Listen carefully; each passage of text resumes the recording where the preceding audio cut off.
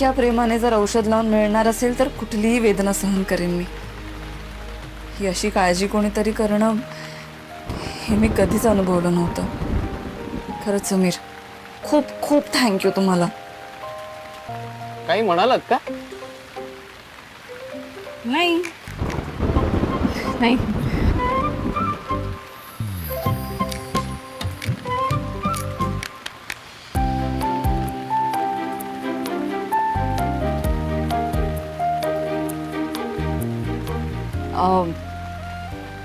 तुम्ही काही ऐकलं का?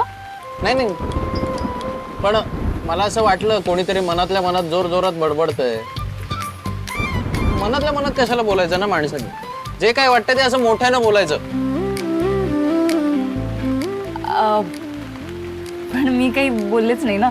नाही नाही, मी तुमच्याबद्दल बोलतच नाहीये. इंजन सांगतो. अच्छा, तुम्हाला दुखत नाहीये ना? नाही ठीक आहे. थोडं सहन करा. एक सांगू अर्पिता मॅडम, देवाने ना अशी काहीतरी सोय करून ठेवायला हवी होती ज्यामुळे एका माणसाच्या वेदना दुसऱ्या माणसाला घेता येते. तुमच्या सगळ्या वेदना घेतल्या असत्या मी.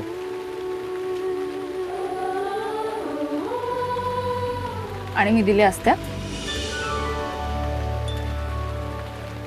समीर, मला तुम्हाला कधीच कुठल्याच वेदना द्यायच्या नाही. फक्त आनंद द्यायचा, सुख द्यायचं.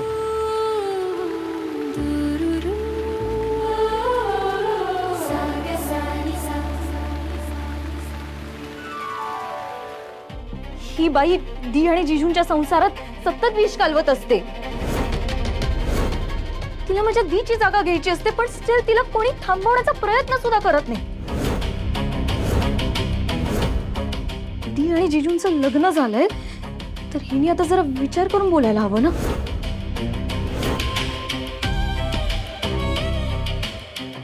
ए, तू का मध्ये बोलतेस? तुझा काय संबंध आहे आणि तुला कोणी अधिकार दिलाय मध्ये बोलण्याचा?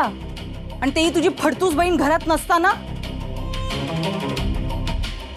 काय तमाशा चालू आहे? चला निघा इकडून, आली लगेच बघायला.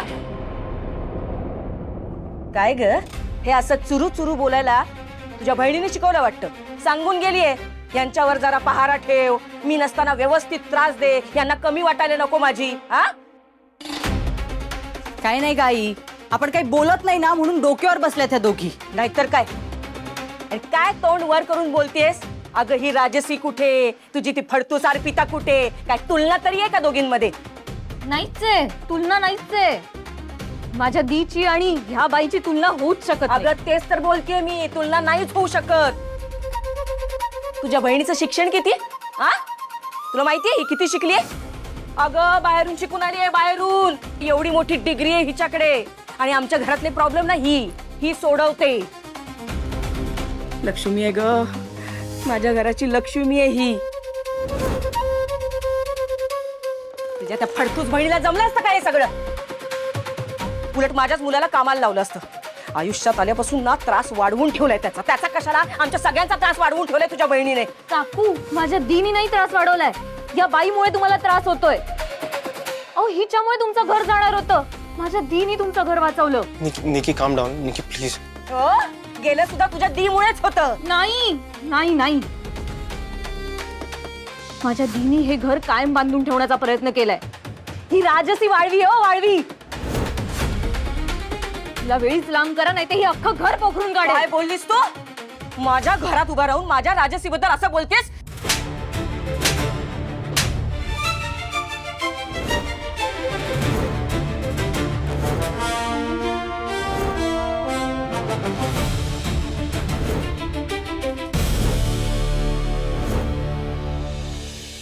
कोण आहेस तू? कोण समजतेस कोण स्वतःला तू? हा, तुझा काय अधिकार मध्ये बोलण्याचा?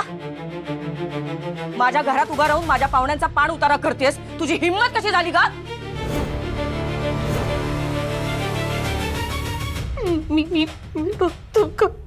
आम्ही अजून तुझ्या बहिणीलाही स्वीकारलं नाहीये. हा,